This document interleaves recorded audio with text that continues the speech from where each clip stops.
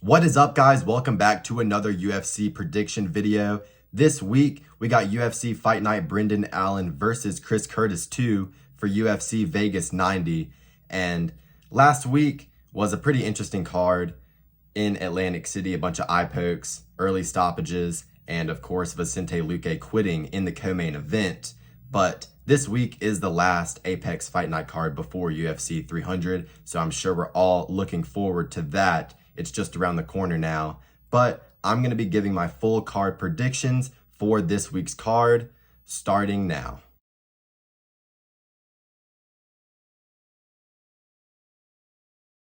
Moving on to the prelim headliner of the card, we got Alex Morono versus McGee. And in this fight, I am going to be picking Alex Morono to get it done by decision. He still is looking pretty good in his career so far. He's a heavy favorite, and rightfully so. McGee coming off of 2 KO losses and is now 39 years of age. And unless he's able to just kind of push Morono against the cage and just hold him there and secure 2 out of the 3 rounds, I really don't see him having a path to victory here. And Morono is pretty good in the clinch, is able to move around and manipulate his opponents pretty good in those positions. And of course, when it does go to the ground, he has a pretty good submission game, his last win coming by guillotine. And I think that he'll be able to use his dirty boxing, get in the close range against McGee here, land pretty impactful shots, and then angle off and stay at a safe distance to where he's not getting caught with anything crazy or being in a situation where he's going to get clinched up and pushed against the fence. I think that Alex Morono is going to coast to a decision here pretty easily. Like I said, just sticking the jab in McGee's face, keeping him at bay, and every now and then darting in, landing some good boxing combinations in the pocket, and just skating to a victory that way. So in the prelim headliner of this card, give me Alex Morono by decision. Moving on to the next fight of the card, it's Charlie Campbell versus Trevor Peek. And in this matchup, I am going to be picking Charlie Campbell to get it done by a second round KO. Trevor Peek has made a lot of improvements, not being nearly as sloppy as he was in his fights, for example, against Mariscal, where it was a very entertaining fight, don't get me wrong, but he was just slugging, doing his classic standing hammer fist and backhands when he gets out of position, and that's just not a good look. And I don't think that he's going to be able to break that habit super quickly. When he was fighting Yahya in the Abu Dhabi card, that dude was just a lot lower level than a guy like Charlie Campbell is going to be, who's going to be shooting really good boxing combinations at him the entire time. And I think that Trevor Peek's defense is going to get penetrated by one of those shots. Charlie Campbell also displayed really good patience in his finishing sequence against Reyes, and I think against an opponent like Peek, who's going to be going crazy if he gets hurt or anything like that, he'll start slugging and swinging those crazy shots. I think when Campbell stays composed and is able to pick his moments, he'll be able to find a finish against Trevor Peek, which kind of pains me to say because Peek is like a fan favorite. He always brings crazy and entertaining fights. For the most part, I do think that Charlie Campbell will get it done in this matchup. So for our first fight in the main event, give me Charlie Campbell by round 2 KO. Our next fight on the card, we got Lucas Peski versus Walter Walker. And I think the pick is pretty obvious here. You got to go with Walter Walker. Even though he's not proven in the UFC or against high levels of competition, he's kind of been beating cans on the regional scene. Lucas Peski got chinned bad against Waldo Cortez Acosta, who couldn't lay a finger really on Andrei Arlovsky, who's 44 years of age at this point. And Walter Walker, bunch of finishes on his record as well. Moves pretty good for a heavyweight, seems to be dangerous with his strikes. He has a lot of KOs, and he is a heavy favorite in this matchup.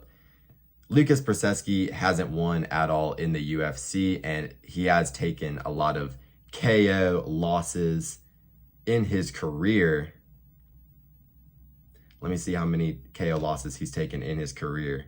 5 KO losses. So I wouldn't be surprised at all if Walker is able to find the KO against Lucas Peski. I don't really think Peski is UFC level. And don't be surprised when Walter Walker KOs him brutally, even though Walker doesn't really seem to be all that great. I do think he has a good chin. I do think he has enough danger on the feet to be able to run through a guy like Peski. So with all that being said, give me Walter Walker by round 1 KO in this matchup. Our next fight on the card, we got Ignasio Hernandez versus Christos Giagos, and I'm going to be picking Hernandez here to win by decision. Giagos was kind of struggling against Daniel Zellhuber in their fight in the striking exchanges, and Zellhuber and Hernandez have that similar wiry frame. Hernandez is built like Jalen Turner in the lightweight division, super long and lanky, has a great jab, has really good kicks, and Giagos was really open to those types of strikes versus Zellhuber, and I think Hernandez is a better striker than Daniel Zellhuber, and I think that he'll be able to implement a lot of damage over the course of 3 rounds here against Giagos, and he just needs to make sure that he has a high amount of output. Whenever Giagos tries to re-enter in the distance against him, he needs to be throwing those leg kicks, those body kicks, and he's been kickboxing since a very, very young age. It's really evident in his striking style. It's very fluid, very natural.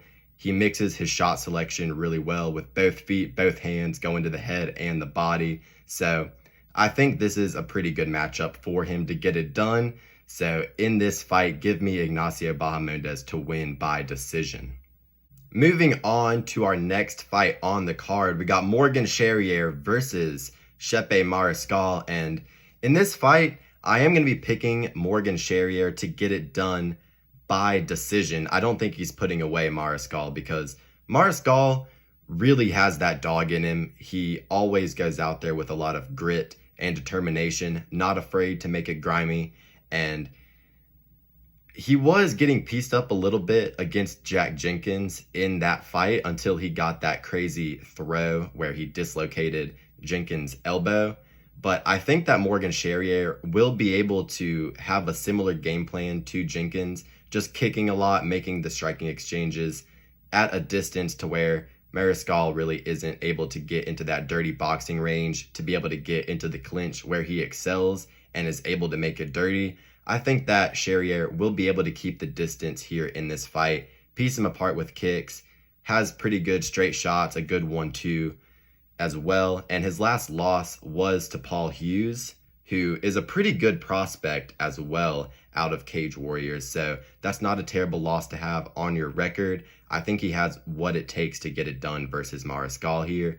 And Mariscal, before the Jenkins fluke kind of win, he did go to war with Trevor, and I don't think that Trevor is nearly as technical or as dangerous on the feet as Morgan Sherer.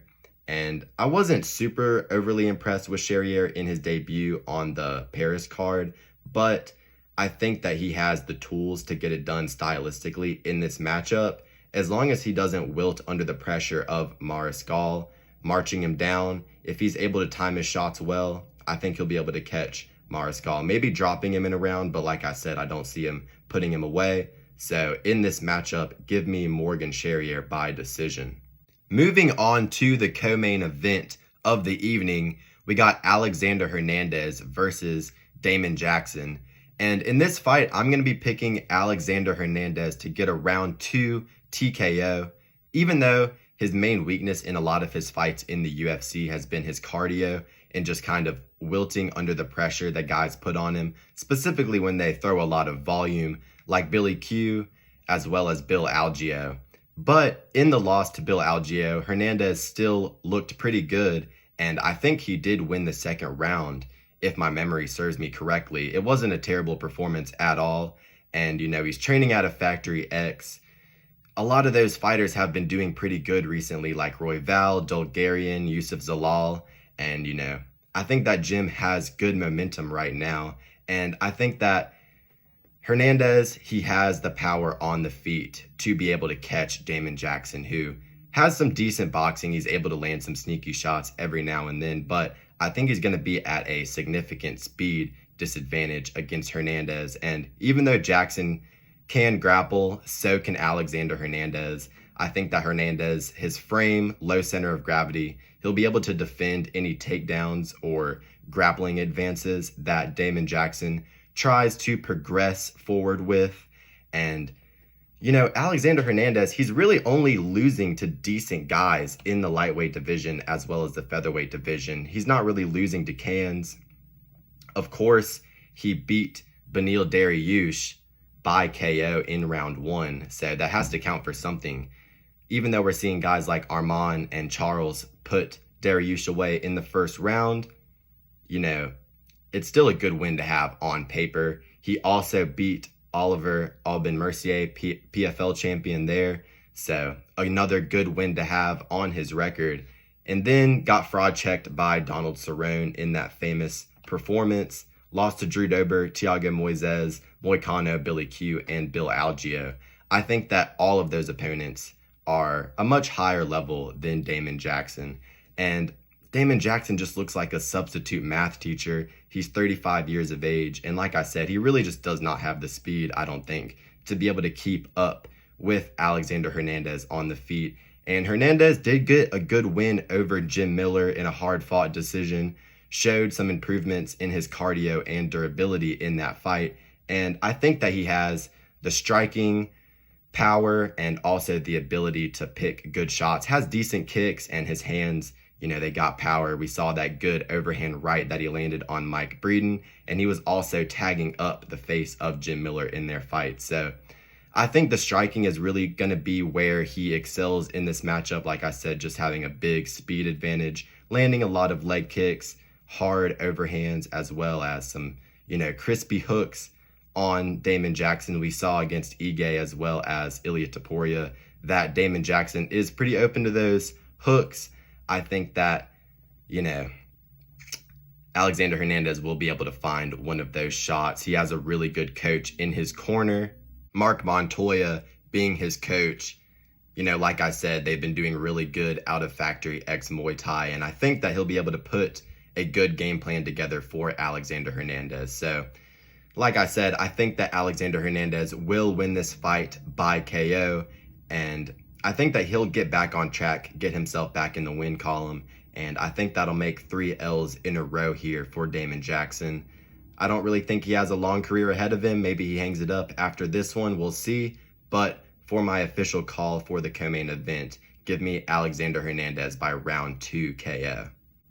Moving on to the main event of the evening, we got Brendan Allen versus Chris Curtis 2. Of course, this is a rematch. Chris Curtis got the better of him by TKO in their first bout, but Brendan Allen has gotten a lot better since then, putting together a very nice win streak, and he was also really young at the time. I believe he was only like 24, 25 years of age when they first fought. So he's definitely had a lot of time to mature, to improve his game in every single facet, from striking to grappling to submissions and everything in between. He's gotten a lot better and leveled up a lot. And the exact opposite basically has to be said about Chris Curtis. Even though he's only 36 years of age, not super old for the middleweight division, he just isn't having super great performances. I think this fight's going to look a lot similar to the Nasruddin Imavov fight before it got stopped due to the head clash, or